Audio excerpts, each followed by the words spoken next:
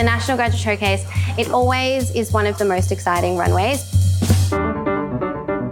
We see the best designs and the best collections. It's unlike anything else. I think the designers aren't necessarily trying to make something that's ready to wear, so they're really experimental. I think that they're far more willing to take risks.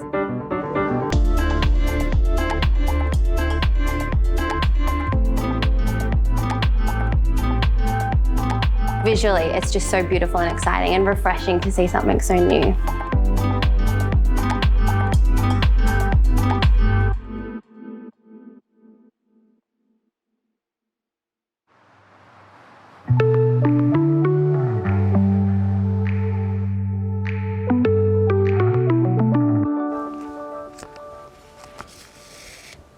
The beginning of 2020, I started looking at the history of home dressmaking. That was actually before lockdown, but once lockdown hit, it sort of became all the more relevant, I guess. From there, I sort of started looking at objects around my house that are kind of intrinsically tied to the history of home dressmaking. This is a suitcase filled with children's patterns from the 1960s, and was sort of just, I did have a go at actually making some of the patterns, but I also just sort of liked the materiality and the kind of delicate nature of the pattern pieces themselves and the paper. And that's something that I really wanted to look at emulating through textile manipulation. And then also a collection of Barbie doll clothes from the 1960s that belonged to my mum as a little girl. Just looking at these two objects, I sort of started thinking about materiality and ways of kind of replicating the colours and the textures of these items through fabric. So that's sort of, yeah, where the collection kind of launched from. I was always really keen to apply for the National Graduate Showcase, but I guess considering only 10 students are selected nationwide, I really sort of didn't think I'd have a shot. Like, I was really rapt to receive an email saying that I'd been selected. My collection started by looking at the history of home dressmaking. Given what transpired in 2020, it is quite topical and relevant, and I think that's probably why my collection might have stood out to the panellists.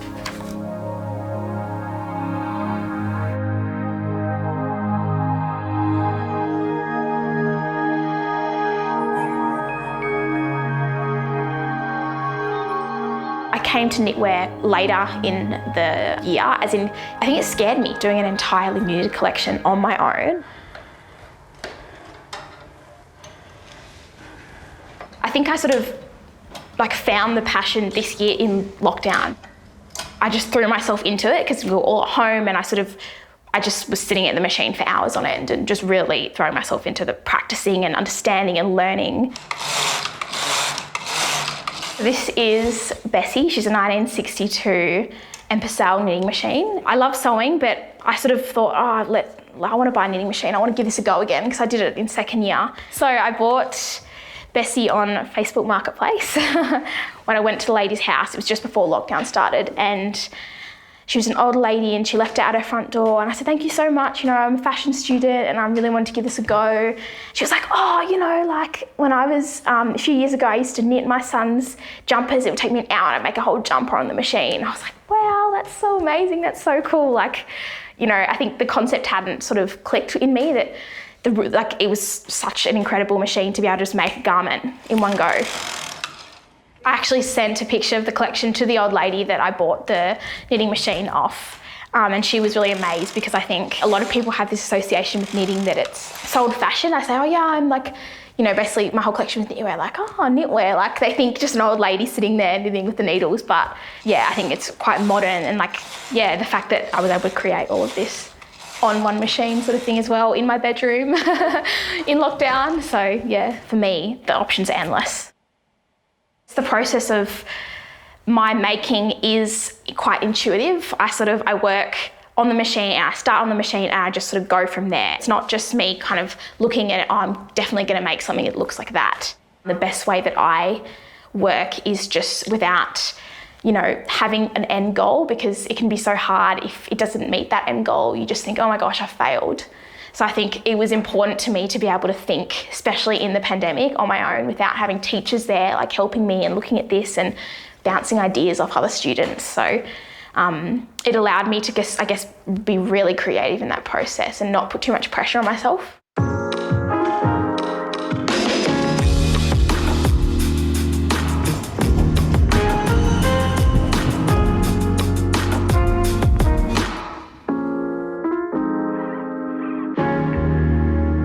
After I made my collection, I experimented with doing different styled photo shoots.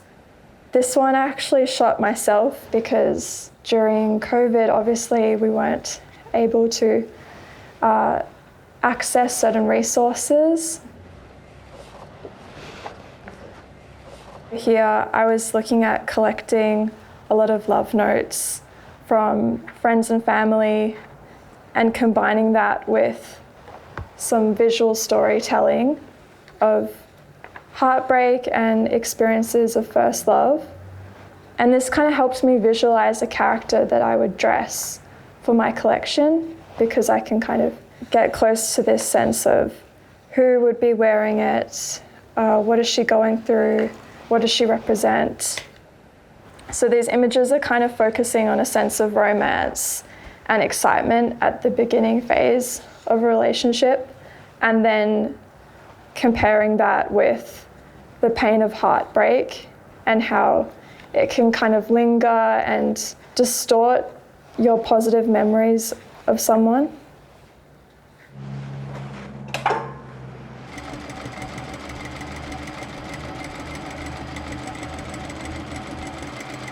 My work follows a process of personal introspection. It's almost like writing a journal, but translating that into clothing. Moments are so fleeting, and I want to kind of freeze them in time, and one way of freezing them is by kind of converting them into an outfit that you can actually wear and feel on your body. So it's quite a tactile experience, and for me, memories are so intangible, so I wanted to make them into something that you could touch and feel and kind of relive again. Really, the collection started with the fabric. So all of the fabrics are hand-dyed, and then adding sort of paper-like texture using the hand starching technique. And also the silhouette, some of them I was kind of looking at particular styles that were in vogue in 1960s. I really like the idea of kind of creating naive, boxy sort of silhouettes that would kind of hang from the body, and kind of, I guess, the naivety of the Barbie doll clothes was something I kind of wanted to emulate. With this show coming up, it'll be really nice to include a number of looks to sort of tell the overall story of the collection.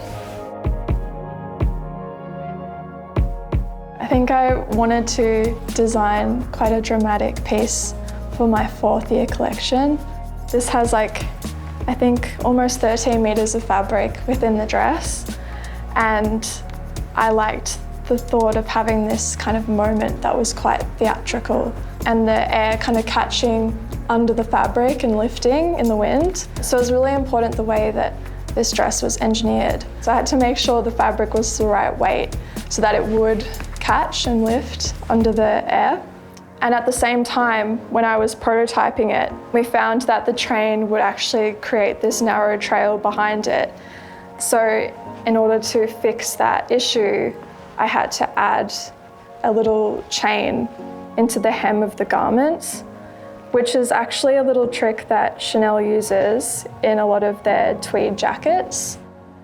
And it'll just add a bit of extra weight into the garment so that when it's moving, it splays out and you see the full effect of the printed design. This one here's been a crowd favourite. This is a long maxi dress, and it's made with a variety of partial knitting techniques on the machine. This garment is made with zero waste, and this machine has 200 needles, and all 200 needles were being used. RMIT had a great focus in their teaching about sustainability and thinking in a ethical and sustainable manner and way when we're creating fashion. I think that was something I wasn't really aware of before I started studying, and it's imperative. Everyone that comes out of this degree is thinking in a more sustainable way, whether it's from where they're sourcing their fabric, how they're printing on their fabric, where they're sourcing their yarn from, where they're, getting garments made. And I think it is part of what sets RMIT apart from anyone else, because we can't just keep contributing to landfill. That's part of every fashion student's mindset, is thinking in a more sustainable way. If I can create less waste and still create my garments, then I'm winning.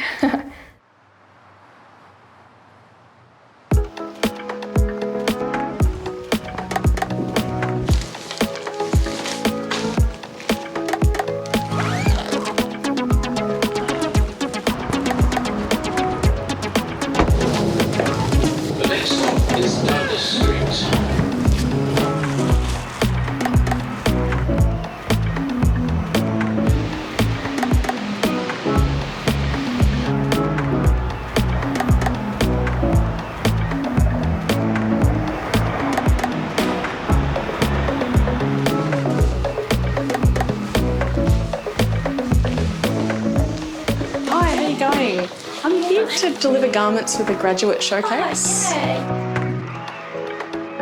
don't actually know what to expect. Yeah, it'll be interesting to see how the garments are kind of interpreted or reinterpreted. Hello, I've got some work for the National Graduate Showcase. Thank you so much. Thanks, bye. How do you feel? Excited, it's done, it's over, and now I can sort of look forward to the showcase and everything. So yeah, exciting. Thank you. Sorry, there's quite a lot. It's okay. Can you manage? Okay, yeah, got it. I feel pretty good. It's weird that I don't have it on me anymore. It's literally a big weight off my shoulders.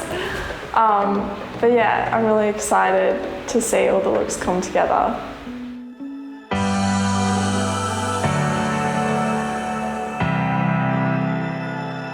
When I was doing my grad year, I had a design for a knitted vest, but I didn't know how I was actually going to create that without the knitting equipment that's necessary.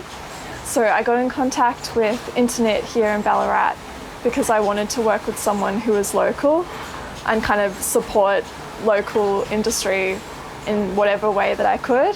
So I've owned Interknit together with my wife Cassie for the last 16 years. Each year we get a couple of different students saying, oh, can we do these samples, and we look at them and we're like, oh, this is going to be difficult.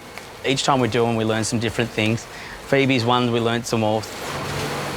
So you should probably hold it up. It's your design. So yeah. Phoebe did this design and basically gave it to us, I believe, in a PDF or JPEG, where it's got one design on the front and it's similar on the back, but you can see there's a big white area on the back. So when we were going through in production, the staff always, when they were laying it out, they were always double checking that the big white area was always positioned on the back.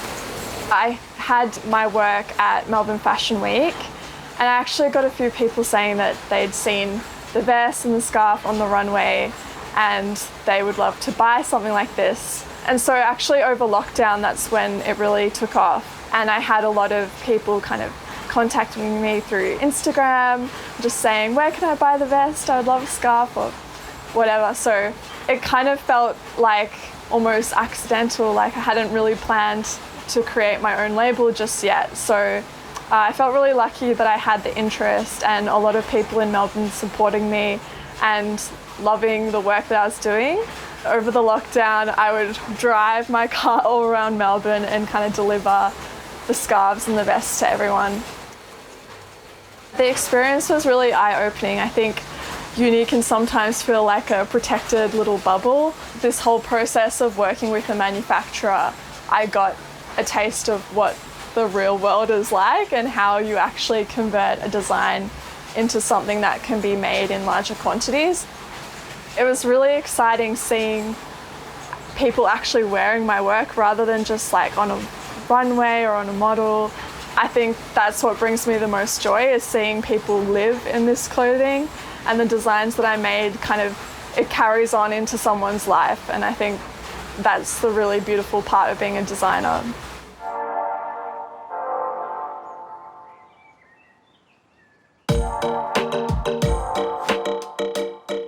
We've got a standard criteria that we all have to judge against. You know, having a unique vision, innovation, high production quality, attention to detail, and the potential to contribute to the growth of the Australian fashion industry. There's so much good work coming through.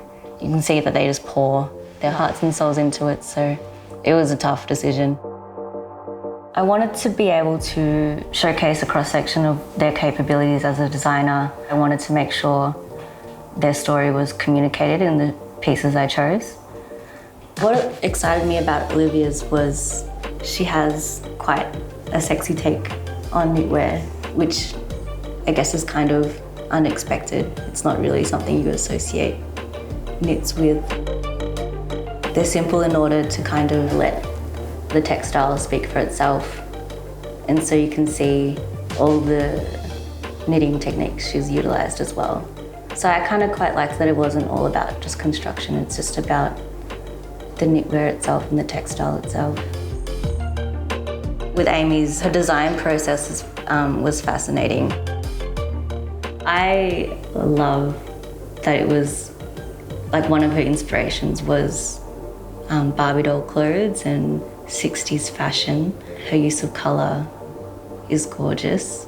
She's obviously technically very gifted as well. So lastly, we've got Phoebe. I really like how she designs from a place of emotion. The emotion she conveys kind of through colour, print and distortion. She's another one of the more conceptual designers. I will be seeing the collections in person next week, which I'm very excited about. So I'll be doing a bit of an inventory and a review just to see what's missing and what needs to be sourced and what needs to be done to have everything runway ready.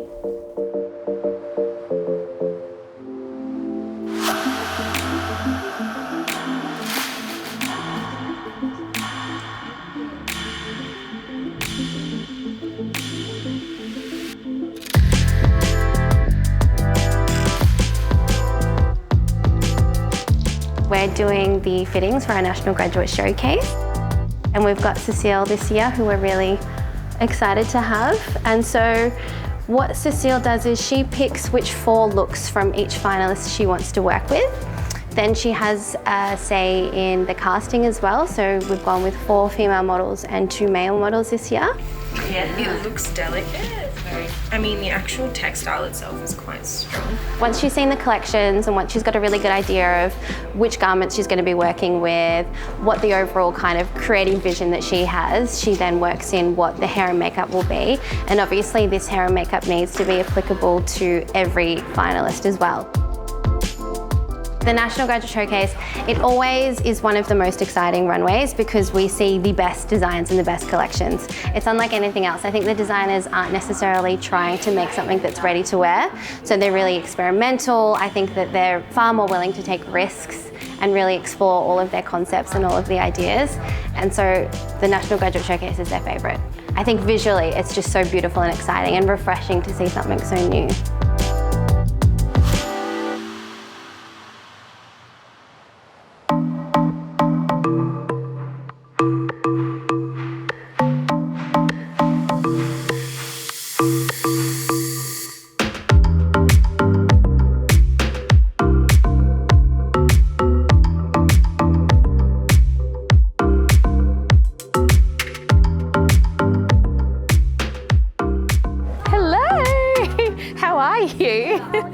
This is Olivia. Hi, Cecile. Nice to meet you too. Oh, thank you.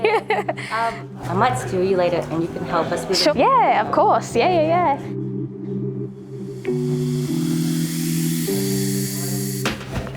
Maybe tie that up a bit. It's harder. It needs to sort of be a bit tighter. Just start with this. Just cut it if you need to. Sure? Yes, yep. Oh no. Yeah, no, cut it. Okay.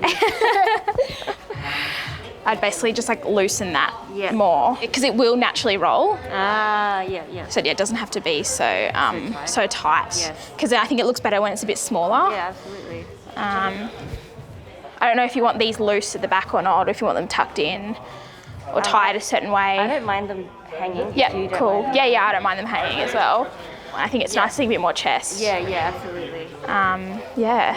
You're happy with the amount of silver on the side, or do you want a more dramatic? Yeah, I think a bit more dramatic could be nice. Yeah, that's much better, I think. Yeah, great.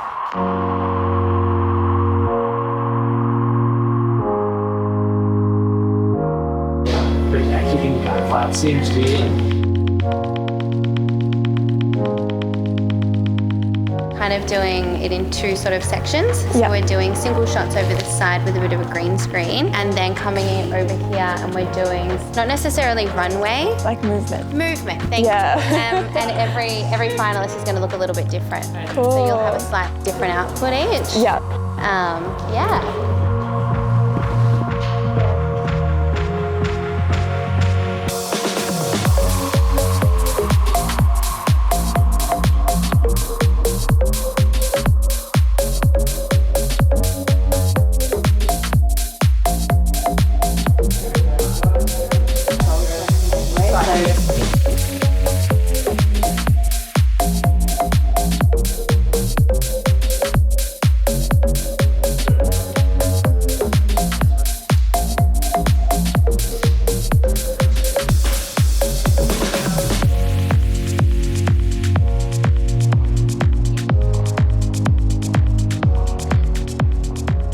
Cecile's great. She said, you know, like if there's anything that's like bothering me, I'm like, she just go, like I had to go and cut it for her before. I was like, just cut it. She's like, I can't cut it. I'm like, just cut it, it's fine. She's like, you cut it. I'm like, okay. Kind of nice that It you're is. here to do that. It is nice, yeah, it's really good. It's so nice to get like fresh eyes as well. Yeah. Especially on, you know, different models and different people.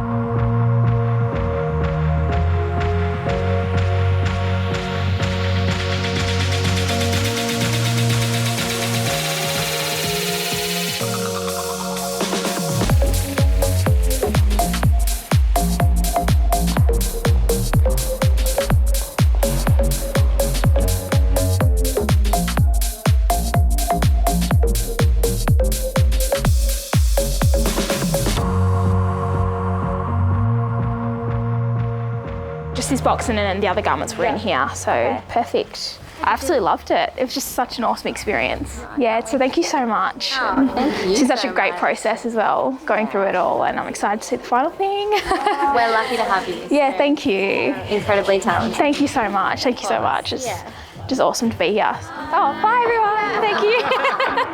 Bye. See you later. Bye. Sounds good. Thank you.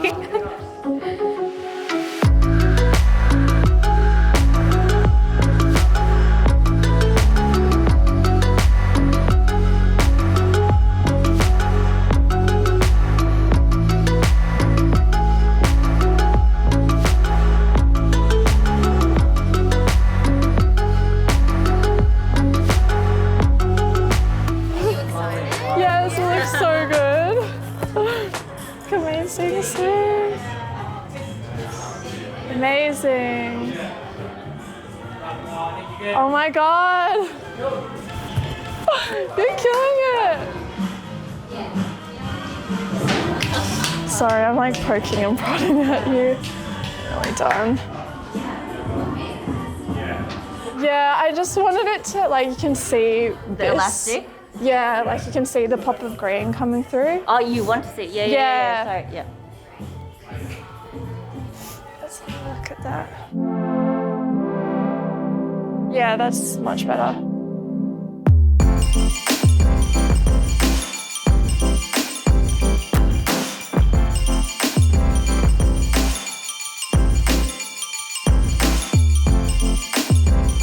So happy. Oh, they're doing such a good job.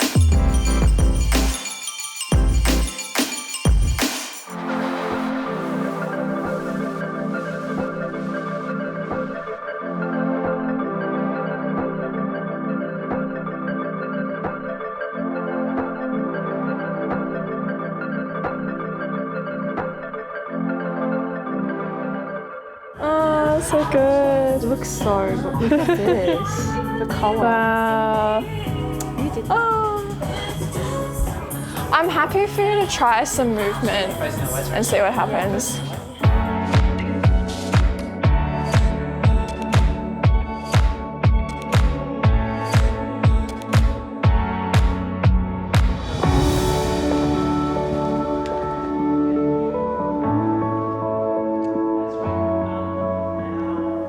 You look so amazing in this look, like, the room is amazing.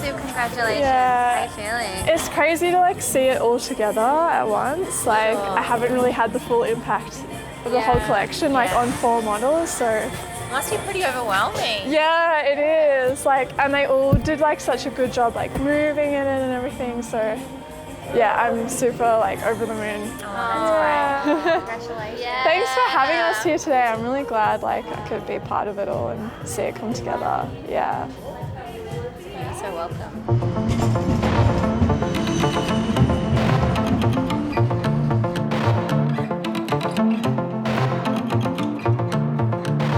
Hi, how's it going, Chantal?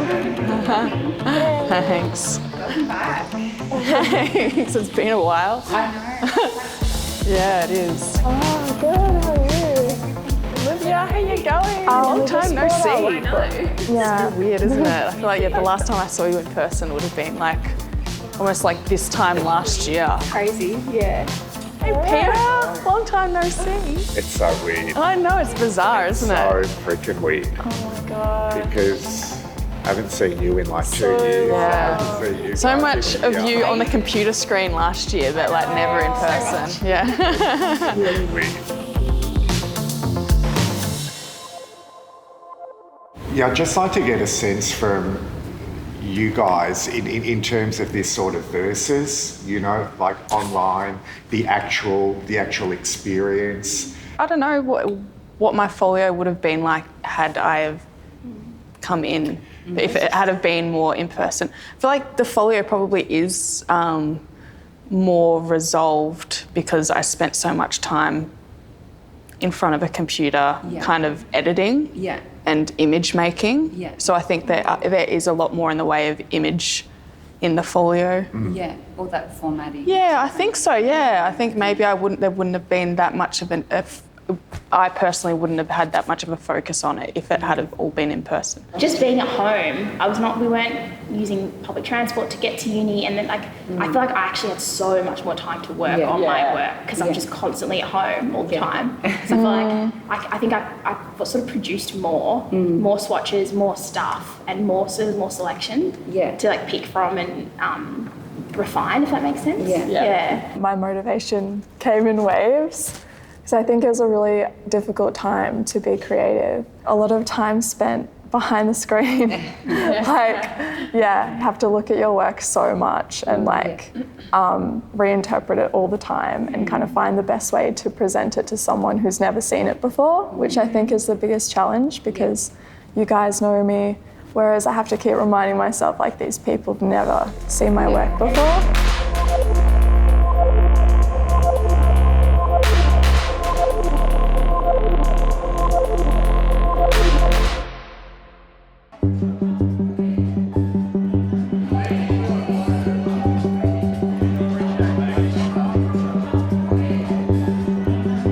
I'm just gonna close the door. Where'd you get your clothes from, by the way? Oh, I made this one. You made that one? Come on in. This is Josh, by the way. Okay. Sorry. She's fine. It's been rolling around here so much.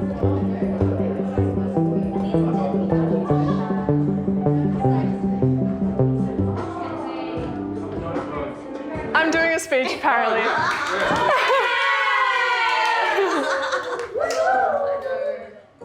It's gonna be hard to do this without getting emotional, actually. I don't know, I feel like I've gone into it a bit about like the heartbreak stuff, but I feel like that's just so far in the past for me now.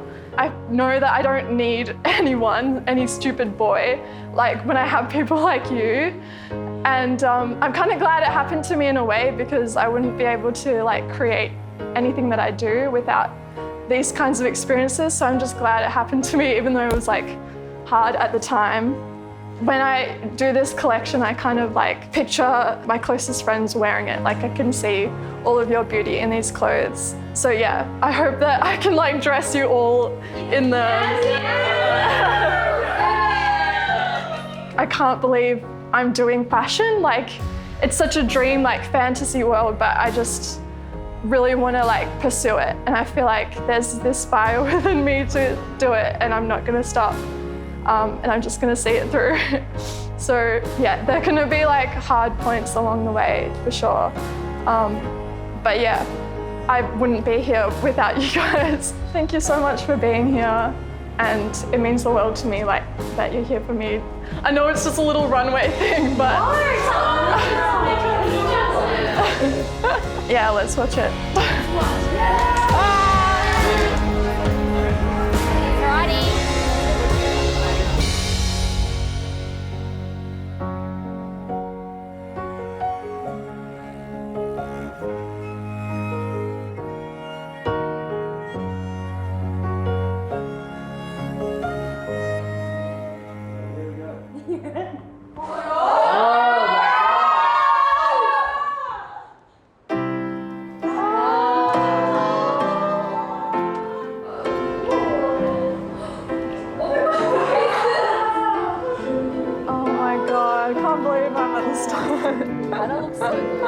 One of three wishes granted, it would be this: to live my life because of what I was. Wow. Like how whimsy it is. If I've ever cared to listen, common sense is a privilege, pride.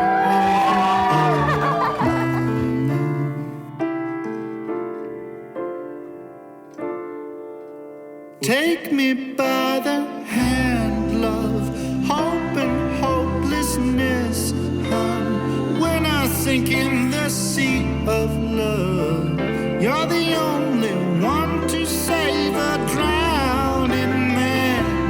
Love, hope and hopelessness. Oh my God, that's it, guys, that's it.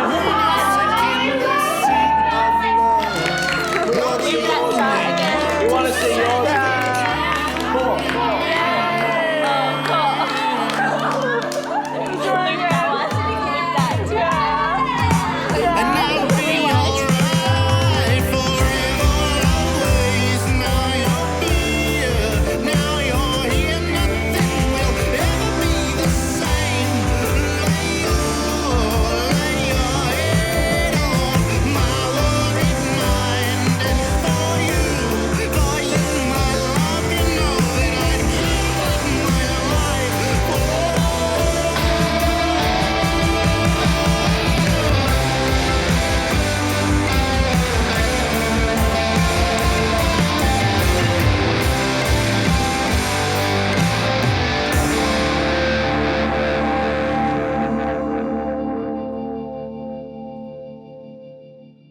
What's next for me is definitely just continue to build on my skill set and my passion. And I think that focus that I have on knitwear and I guess the love of it really did take me so far. I feel even throughout my honours year in the pandemic, it was something that really allowed me to, it was something I could hold on to in a world of such uncertainty at the time. So I've been doing quite a bit of commission work for friends, and yeah, I'd just love to start my own knitwear label down the track, and that's what's next for me. What next for me? I'm really not 100% sure at this point. Sort of avidly applying for jobs for sort of design assistant roles at the moment, and one of my good friends from uni and I are playing around with starting a small women's wear label that'll be made to order. So we've sort of been playing around with that for the last couple of months, really just having fun at this point. So hoping that we'll have something sort of substantial to show and potentially sell by the end of the year. So yeah, that's me. So I have some very, very exciting news to share. I just found out that I've been accepted into one of the top fashion schools in the whole world, which is Parsons School of Design in New York City, and they've offered me a place on their master's program, and they said they were so impressed by my application that they're actually offering me a scholarship as well to go and study there at the end of this year, which is just absolutely incredible and a total dream come true for me. This means that by the end of the master's program, I'll actually be showing my work at New York Fashion Week, which is just mind-blowing. So I'm in shock and completely over the moon.